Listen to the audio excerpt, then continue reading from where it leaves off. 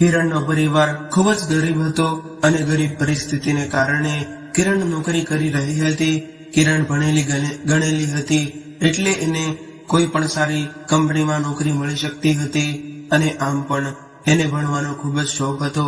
પરંતુ માતા પિતા ખૂબ જ ગરીબ હતા અને એના પિતા રમેશભાઈ હંમેશા એવું કહેતા હતા કે મારી દીકરીને ભણાવવી છે, પરંતુ એના બધા જ સગા સંબંધીઓ એવું કહેતા કે દીકરીને ભણાવીને શું કરવું છે, તમે તમારી દીકરીને ભણાવીને ખોટા રૂપિયા બરબાદ કરો છો. આમ પણ એકના એક દિવસ તો દીકરી પરણીને બીજાના ઘરે જતી રહે છે, તો પછી એની પાછળ આટલો બધો ખર્ચો કરવાની શું જરૂર છે. કિરણના ફઈ તો એવું કહેતા કે ભાઈ તમે જલ્દીથી જલ્દી દીકરીના લગ્ન કરાવી દો, પરંતુ કિરણને લગ્ન કરવાની કોઈ ઈચ્છા ન હતી. એ અત્યારે લગ્ન કરવા નહોતી માંગતી, કેમ કે પહેલા એને પગભર થવું હતું અને એનો ભાઈ હજુ નાનો હતો. એ સ્કૂલમાં ભણતો હતો અને એટલે ઘરમાં કમાવાવાળા પિતાજી એકલા હતા. ઘરની પરિસ્થિતિ કિરણ સારી રીતે જાણતી હતી, એટલે જે એના પિતાજીનો સહારો બનવા માંગતી હતી અને કિરણે નક્કી કર્યું હતું કે મારો ભાઈ મોટો ન થઈ જાય ત્યાં સુધી હું મારા પિતાજીનો સાથ આપીશ અને એનો સહારો બનીશ. કેમ કે એના પિતાજી ખૂબ જ મહેનતુ હતા.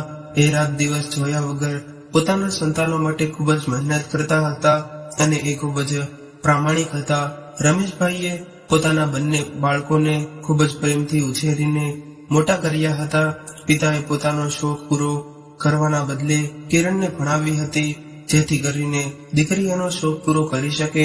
અને એ હંમેશા એવું કહેતા હતા કે હું મારા બંને સંતાનોની દરેક ઈચ્છા પૂરી કરવા માંગુ છું. કિરણની માં પણ દરેક બાબતમાં એનો પૂરેપૂરો સાથ આપતી હતી અને એ બંને પતિ પત્ની વચ્ચે ખૂબ જ પ્રેમ હતો. કિરણનો પરિવાર એની નાનકડી દુનિયામાં ખૂબ જ ખુશ હતો, પરંતુ અચાનક એના જીવનમાં એવું તોફાન આવ્યું કે આ તોફાને કિરણની જિંદગી બદલી નાખી અને દીકરીનું ભણતર પૂરું થયું. એટલે રમેશભાઈએ એના લગ્ન કરવાનું નક્કી કર્યું. આ વખતે પિતાજીએ કહ્યું હતું એટલે કિરણે પણ ના પાડી નહીં અને રમેશભાઈની એવી ઈચ્છા હતી કે હું મારી દીકરીના લગ્ન કરી દઉં, એટલે હું એનું સુખી જીવન હું મારી નજરે જોઈ શકું. પરંતુ આ સમયે કિરણનો લગ્ન કરવાનો કોઈ ઈરાદો ન હતો, પરંતુ પિતાજીએ કહ્યું હતું એટલે એણે હા પાડી દીધી. થોડા દિવસ બાદ પિતાના એક મિત્રએ પોતાના દીકરા સાથે કિરણના લગ્ન કરવાની વાત કરી એટલે એણે હા પાડી દીધી. પરંતુ કિરણ એના મિત્રના દીકરાને કઈ ખાસ ઓળખતી ન હતી, એટલે એવું વિચાર્યું કે મારા પિતાજી મારી સાથે જે કંઈ પણ કરશે એ સારું જ કરશે. હવે લગ્નની બધી જ તૈયારીઓ થઈ ગઈ હતી અને રમેશભાઈએ કિરણ માટે દરેક વસ્તુની ખરીદી કરી હતી.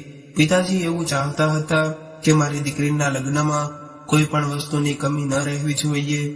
લગ્નની તારીખ નક્કી થઈ ગઈ હતી, પરંતુ લગ્નને એક અઠવાડિયાની જ વાર હતી ત્યારે જ પિતાજીનું અકસ્માત થયું, જેમાં એ ગંભીર રીતે ઘાયલ થયા અને હોસ્પિટલમાં એડમિટ થયા હતા, જેને કારણે કિરણના લગ્ન રોકાવા પડ્યા અને પિતાજીના ઈલાજ માટે ઘણા બધા પૈસાની જરૂર હતી.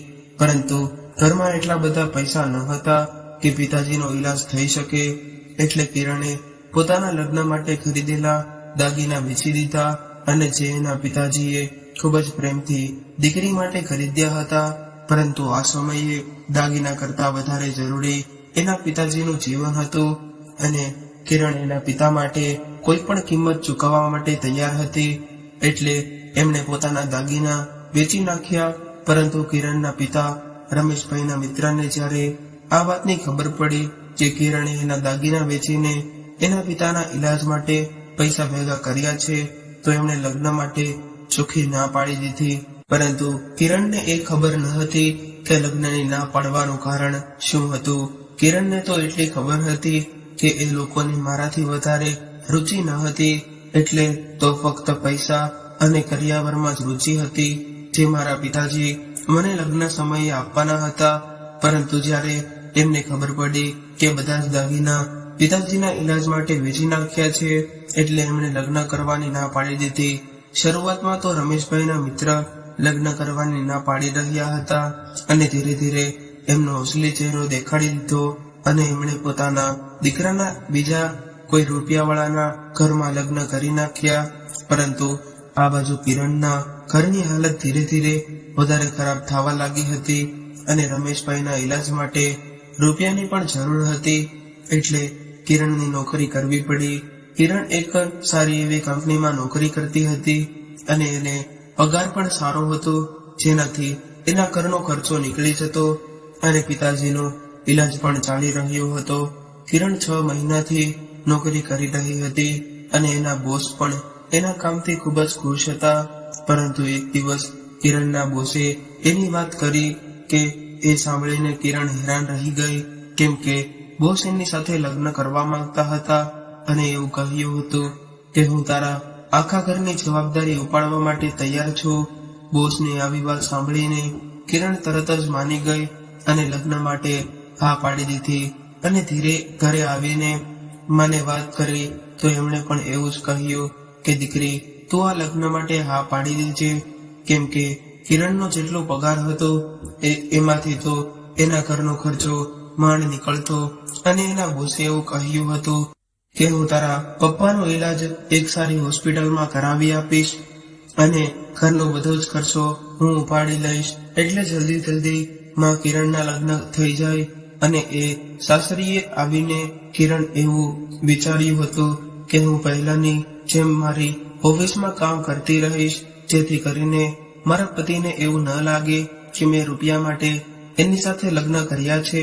કિરણ એવું વિચારી રહી હતી કે હું ખૂબ જ મહેનત કરીશ અને એવી કોશિશ કરીશ કે હું મારા મા બાપ અને ભાઈઓનો ખર્ચો ઉપાડી શકું. કિરણના પતિનું ઘર ખૂબ જ મોટું હતું. એનું ઘર જોઈને જ કિરણ તો ચોંકી ગઈ, કેમ કે એણે તો એવું સપનામાં પણ વિચાર્યું નહોતું કે આટલા મોટા ઘરમાં મારા લગ્ન થશે. કિરણના લગ્નમાં રમેશભાઈએ એના મિત્રને પણ કંકોત્રી આપી હતી અને લગ્ન વખતે કિરણના સાસરિયાનો રૂવાબ અને મોંઘી ભેટ જોઈને એ લોકો પણ ચોંકી ગયા હતા.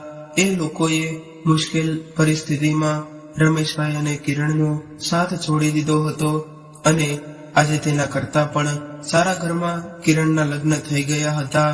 એટલે રમેશભાઈના મિત્રના ઘરના સભ્યો તો આ બધું જોતા જ રહી ગયા. એ લોકોને વિશ્વાસ નહોતો થઈ રહ્યો કે રમેશભાઈની દીકરીના લગ્ન આટલા મોટા અને સારા ઘરમાં થઈ શકે છે. જે સમયે એ લોકોએ કિરણ સાથે સંબંધ તોડ્યો હતો એ સમયે એ લોકોને એ વાતની ખબર હતી કે કિરણ હવે નોકરી કરવા લાગી છે. એટલે એ લોકો પસ્તાવો કરવા લાગ્યા કે કદાચ કિરણ આપણા ઘરની વહુ બની હોત તો આજે એ નોકરી કરીને ઘરમાં પગાર લાવતી હોત. અને હવે એ લોકોએ એના દીકરાના જે જગ્યાએ લગ્ન કર્યા હતા એ લોકો પણ રૂપિયાવાળા હતા અને લગ્નના 2 જ મહિનામાં એમણે એની ઓકાત બદલી દીધી હતી. એની વહુ ખૂબ જ મોડર્ન હતી અને એ એના સાસુ સસરાનું જરા પણ સંભાળતી ન હતી અને ગમે એવી રીતે સામે જવાબ આપી દેતી. અને હવે તો એ એના સાસુ સસરાથી અલગ થઈ ગઈ હતી અને રમેશભાઈના મિત્ર પૈસાની લાલચમાં પોતાના દીકરાથી પણ હાથ જોડી બેઠા હતા. આ બાજુ કિરણનો પતિ એવું ખૂબ જ ધ્યાન રાખતો હતો અને આ વાતથી કિરણ ખૂબ જ ખુશ હતી. હવે રમેશભાઈનો એક ખૂબ જ સારી હોસ્પિટલમાં ઈલાજ કરવા લાગ્યો, જેને કારણે કિરણને એની આશા હતી કે મારા પિતા ખૂબ જ જલ્દી સાજા થઈ જશે અને એણે એવું વિચાર્યું હતું કે મારા પિતાજી સાજા થઈ જશે ત્યારે હું મારા પતિ વિજયને એવું કહી દઈશ કે હવે તમારે મારા માતા પિતાના ઘરનો ખર્ચો ઉપાડવાની કોઈ જરૂર નથી, કેમ કે હવે મારા પિતા પોતે જ ઘરનો ખર્ચો ઉપાડી લેશે અને તમે અત્યાર સુધી અમારા માટે જે કંઈ પણ કર્યું છે એ ઘણું છે. કેમ કે રમેશભાઈ એક સ્વાભિમાની વ્યક્તિ હતા. અત્યાર સુધી એમણે ક્યારેય પણ કોઈ પણ વ્યક્તિ પાસેથી મદદ નહોતી લીધી અને એ ખૂબ જ મહેનત કરીને ઘરનું ગુજરાન ચલાવતા હતા. આ બાજુ કિરણના પતિએ પણ આજ સુધી ક્યારેય એવું લાગ્યું નહોતું દીધું કે એ કિરણના પિયરનો બધો જ ખર્ચો ઉપાડી રહ્યા છે. હવે કિરણ પણ એના પતિને ખૂબ જ સન્માન આપતી હતી અને એવું લાગવા લાગ્યું હતું કે મારા જીવનના બધા જ દુઃખો ખતમ થઈ ગયા છે. હવે કિરણ તો ખૂબ જ સારી રીતે રહેવા લાગી હતી. પરંતુ થોડા મહિના બાદ એના સાસુએ એવું કહ્યું કે કિરણ બેટા, તું અહીંથી ભાગી જા. સાસુમાએ આવું કહ્યું એટલે કિરણ ખૂબ જ હેરાન રહી ગઈ, કેમ કે સાસુમાં વધારે સમય પોતાના રૂમની અંદર જ રહેતા હતા. પરંતુ આજે સાસુમાની આવી વાત સાંભળીને કિરણને ડર લાગવા લાગ્યો કે મારા સાસુ મને આવું કેમ કહી રહ્યા છે. અને જ્યારે કિરણ એને પૂછતી કે તમે આવું કેમ કહી રહ્યા છો અને મને આ ઘરમાં કોનો ડર છે, ત્યારે તેઓ કંઈ પણ બોલ્યા વગર પોતાના રૂમમાં જતા રહેતા અને એવું કહેતા કે બેટા, હું તને સાચું કહું છું, હું કહું એમ કર, એમાં જ તારી ભલાઈ છે, નહીંતર તારે ખૂબ જ નુકસાની વેઠવી પડશે. કદાચ બની શકે કે તારે તારો જીવ પણ આપવો પડે.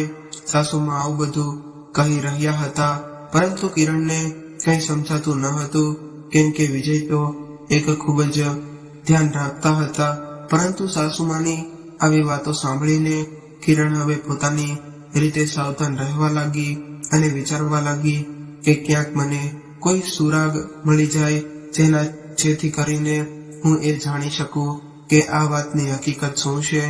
આખરે મારા સાસુ આવું કેમ કહે છે. કિરણે હવે ધ્યાન આપ્યું કે ઘરના નોકર પોતાના કામમાં વ્યસ્ત રહેતા હતા અને કિરણ જ્યારે પણ નોકરો સાથે વાત કરવાની અથવા તો એમને કંઈક પૂછવાની કોશિશ કરતી તો એ લોકો કોઈ પણ વાતનો જવાબ આપતા ન હતા અને કામ સિવાય એ લોકો કિરણ સાથે કોઈ પણ પ્રકારની વાત કરતા ન હતા. આ બધી વાતોમાં હેરાન રહેવા વાળી વાત એ હતી કે કિરણનો પતિ, જે એને ખૂબ જ પ્રેમ કરતો હતો અને ખૂબ જ સારો માણસ હતો, પરંતુ એની માંથી ખૂબ જ દૂર રહેતો હતો. એ જ્યારે પણ ઓફિસેથી ઘરે આવતા તો ક્યારેય પણ પોતાની માને મળવા એના રૂમમાં નથી ગયા અને ક્યારેક કિરણ સામે પણ એની વાત નથી કરી.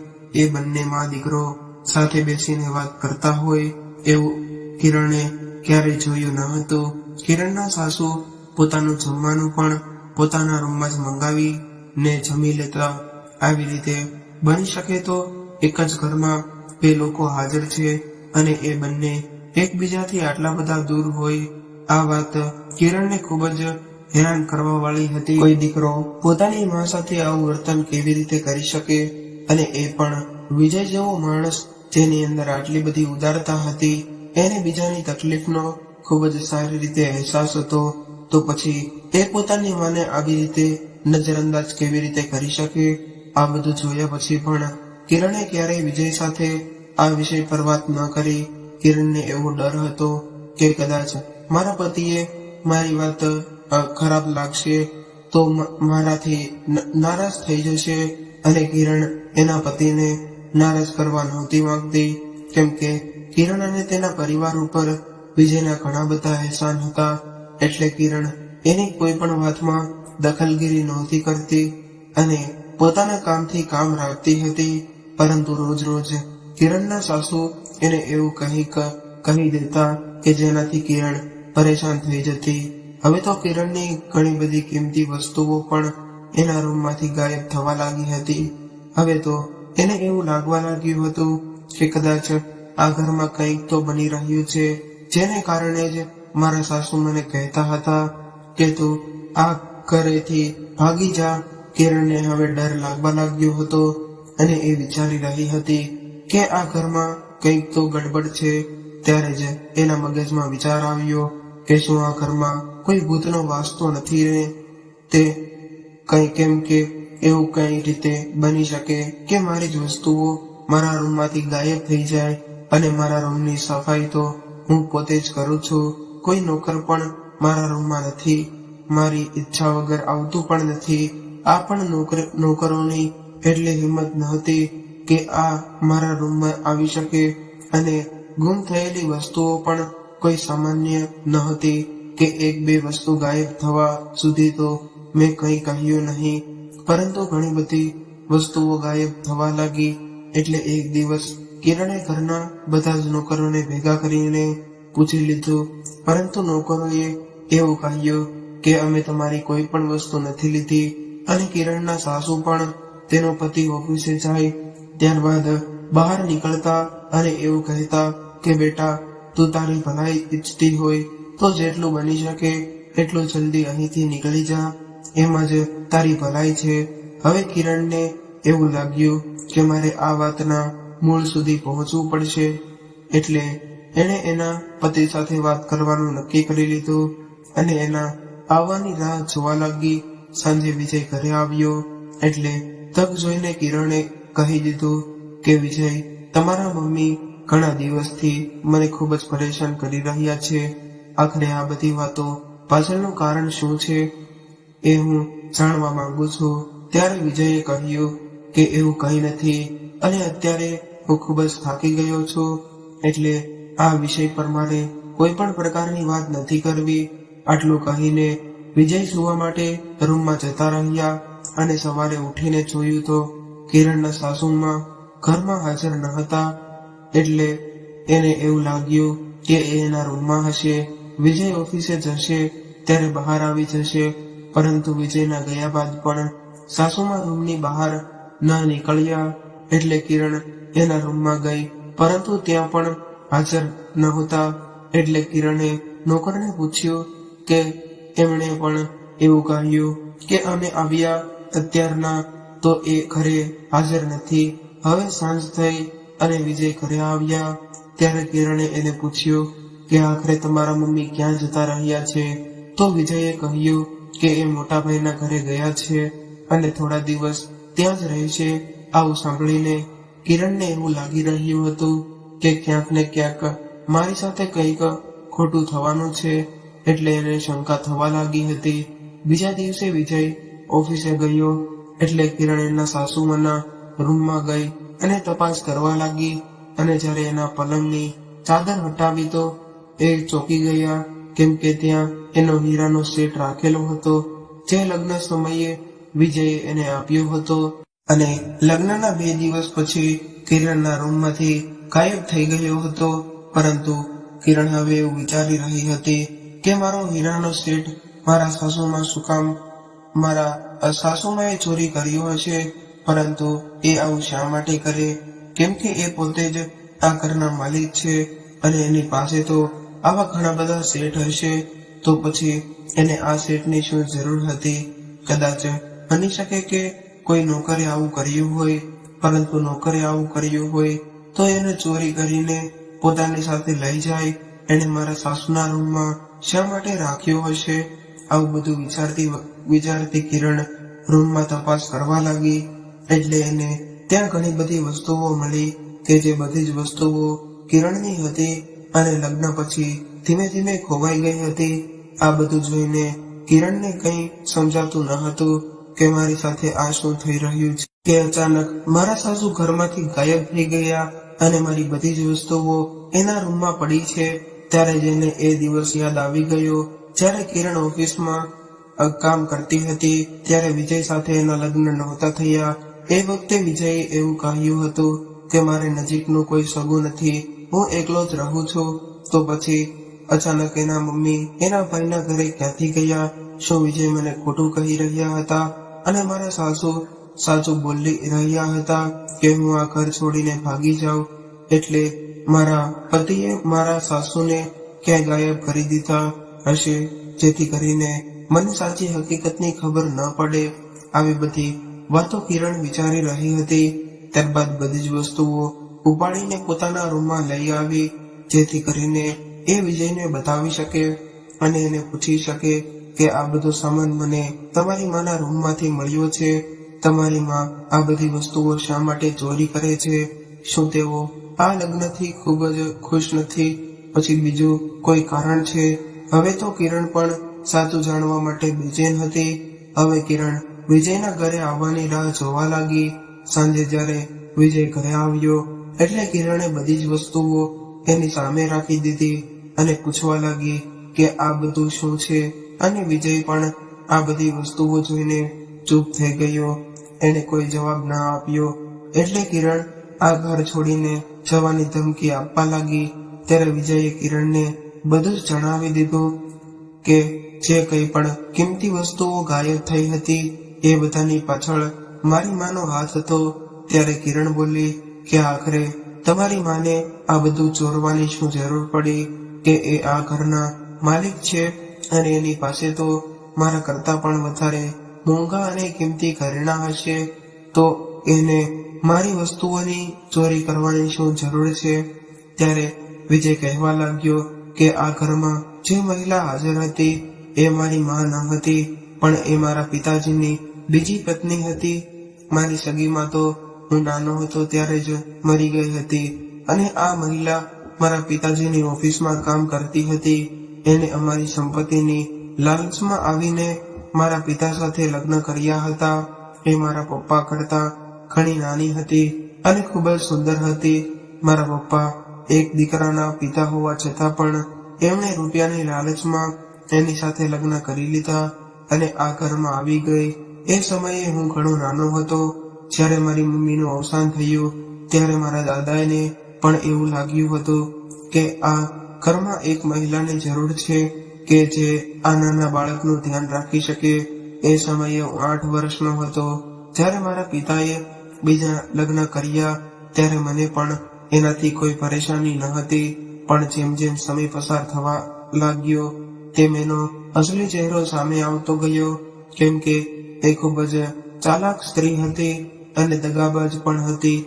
એણે તો ફક્ત સંપત્તિ માટે મારા પિતા સાથે લગ્ન કર્યા હતા. એ મારા પપ્પાની સામે એના વખાણ કરતી અને પોતાની બહેનપણીઓ સામે એનો મજાક ઉડાડતી. એ તો મારા પપ્પાને ડોસો કહીને બોલાવતી હતી અને એવું પણ કહેતી કે હું ક્યાં ડોસા સાથે લગ્ન કરીને ફસાઈ ગઈ છું. એ સમયે હું 8 વર્ષનો હતો, પરંતુ બધું જ સમજતો હતો. એટલે મને હવે એ સ્ત્રી ખરાબ લાગવા લાગી હતી, કેમ કે એ મારા પપ્પા વિશે આવું વિચારતી હતી. મારા પપ્પાના રૂપિયા પણ જલસા કરતી હતી અને એને ખબર કહેતી કે હું મારા પપ્પાની ખૂબ જ નજીક હતો, પણ સંપત્તિ મેળવવા માટે એમણે મને મારા પપ્પાથી દૂર કરી દીધો. એ હંમેશા બાપ દીકરાને એકબીજા વિશે ભડકાવતી રહેતી અને ધીમે ધીમે અમને બંનેને એકબીજાથી દૂર કરીને પોતે આખા ઘર ઉપર કબજો કરી લીધો અને આ ઘરમાંથી કિંમતી વસ્તુઓ ચોરી લઈ જતી અને પોતાના સગા સંબંધીઓના ઘરે પહોંચાડી દેતી અને મારા પપ્પાની સામે એવું કહેતી કે તમારા દીકરા વિજયને ખોટી લત લાગી ગઈ છે, એટલે એ ઘરનો કિંમતી સામાન વેચી નાખે છે અને આખો દિવસ રખડતો રહે છે. જ્યારે મારા પપ્પા ઘરે હાજર ન હોય ત્યારે એ આખો દિવસ બહાર ફરતી રહેતી અને એમણે તો મારા પર ખૂબ જ જુલમ કર્યો હતો. મારા પપ્પાને મારાથી દૂર કરી રહ્યા હતા, પરંતુ સમયનું કામ સમય જરૂર કરે છે અને સમયની સાથે ઘણું બધું બદલાઈ જાય છે. એવી જ રીતે અમારા ઘરમાં પણ ઘણું બધું બદલાઈ ગયું. કાલ સુધી આ ઘર પર જે સ્ત્રીનો કબજો હતો એ હવે મારા હાથમાં આવ્યું હતું. મારા પપ્પાએ મરતા પહેલા વસિયત બનાવી હતી, જેમાં બધી જ મિલકત એમણે મારા નામે કરી હતી. પપ્પાના મૃત્યુ બાદ મેં બધું સંભાળી લીધું અને જ્યારે મારી સોતેલી માને ખબર પડી કે એના હાથમાં કંઈ પણ નથી આવવાનું, એટલે એણે પરિસ્થિતિ સામે હાર માની લીધી અને મારા કહેવા મુજબ આ ઘરમાં રહેવા લાગી. અને હું ફક્ત માણસાઈની રીતે જ એને આ ઘરમાં રાખતો હતો, કેમ કે મારા બાપ સાથે એના લગ્ન થયા હતા અને હવે એનું બીજું કોઈ ન હતું. એટલે મેં આ ઘરમાં એક રૂમમાં એને જગ્યા આપી હતી. પણ જ્યારથી મારા લગ્ન થયા ત્યારથી આ સ્ત્રીએ નક્કી કરી લીધું હતું કે મારું ઘર વસાવા નહીં દે, એટલે એ તને અહીંથી ભગાડી જવાનું કહેતી હતી. એને એવું લાગતું હતું કે કદાચ હું આ ઘરમાં રહીને તારી જગ્યા બનાવી લઈશ તો આ ઘરની માલિક બની જઈશ અને હું મારા કામ માટે આખો દિવસ ઘરની બહાર રહેતો, એટલે આખા ઘરમાં મારી માની જ મરજી ચાલતી રહેતી. એટલે જ એ તને ડરાવતી રહેતી, જેથી કરીને તું અહીંથી ભાગી જા અને બધું જ એના હાથમાં આવી જાય. વિજયની આવી વાત સાંભળીને કિરણના મનમાં થોડી શંકા થઈ અને એણે આ ઘર મૂકીને જવાનો નિર્ણય મૂકી દીધો હવે બધી જ હકીકત કિરણની સામે આવી ગઈ હતી. અને જ્યારે વિજયને આ વાતની ખબર પડી હતી કે એની માં એનું ઘર તોડાવવા માંગે છે, એટલે એમણે માને એના કોઈ દૂરના સંબંધીના ઘરે મોકલી દીધી હતી. વિજયે કિરણને એવું કહ્યું હતું કે મારી સોતેલી માં હવેથી હંમેશા માટે એના સંબંધીના ઘરે જ રહેશે. એ હવે આ ઘરમાં ક્યારેય નહીં આવે, એટલે હવેથી તું આ ઘર આપણું છે. કિરણ એનું નહોતી ચાહતી કે વિજયની માં ઘર મૂકીને જાય. એ તો ફક્ત હકીકત જાણવા માંગતી હતી, પરંતુ વિજયે પોતાનું ઘર તૂટવાથી બચાવવા માટે એને અહીંથી મોકલી દીધા હતા. વિજયે એવું કહ્યું હતું કે કિરણ, તું મને પહેલા દિવસથી જ પસંદ આવી ગઈ હતી.